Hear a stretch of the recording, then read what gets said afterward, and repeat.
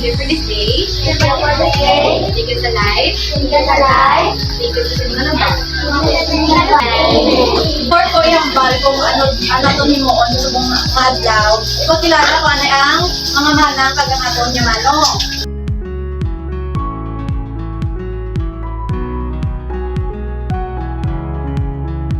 Student kami sa Philippine Normal University sa Cadiz. Sinong pamilyar sa kakilala na ako?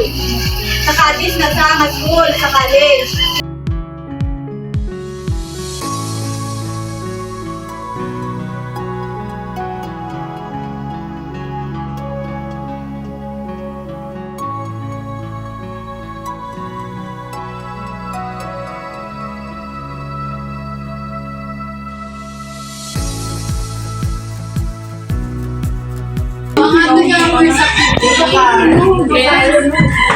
The first activity is charades. So, amo ni siya ang matabo. Si Manong JC, kag si Manong JC, mabunot na siya. Pagkatapos, i-action niya kung ano ang i-elaboratory ka. Kung kabalo ka mo, fakto nyo, kung kabalo ka mo, kung anong in-action ni Manong JC, raise lang sa hand. Okay?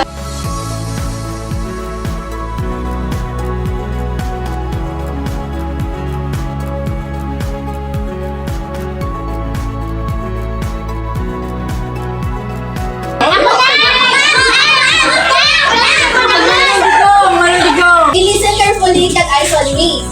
Ang atong subong nga topic is about ato gisabat ni na feelings or emotions. Ang emotions amo ni ang response nimo sa mga bagay-bagay. For example, ang surprise or nakibot. Amo na siya isa na sa emotion.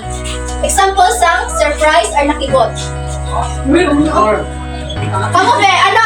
Example ka nakibot. 1, 2, 3, go!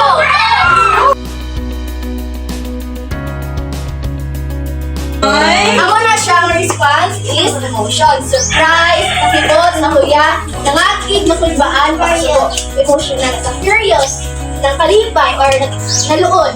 Kisabong, ma-identify ta sa different types of emotion.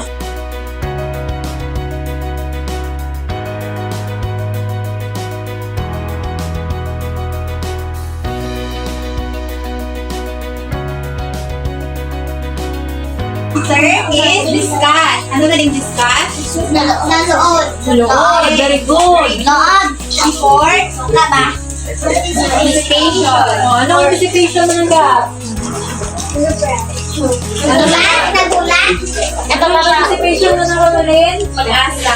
Or may inaano ka, may kabalat. Mamatak mo gusto sa katawin. Ano lang ito eh. Gusto mo may inulat mo lahat. Ang niligalos mo kada ano. That's anticipation. Atong lata. Tawag ni role playing. Ma-acting ka mo sa ka. Pero hindi isa-isa.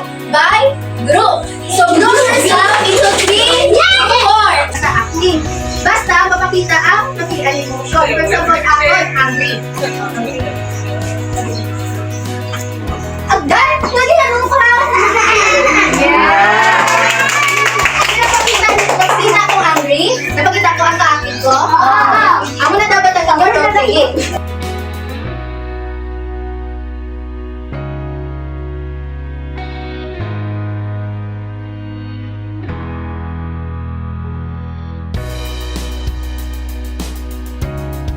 Energy check! Say yay! So, sa ilong natin activity, ano yung na-learn ang pinaka-hindi na ginalimutan? Okay. Ano nga emotion? Ang sad. Ang malamig nga ang sad. Wala ang sad. Ang hindi maminsan. Ang sad. Si Manong Lexi kung ginabakol. Ano ba yan? Emotion?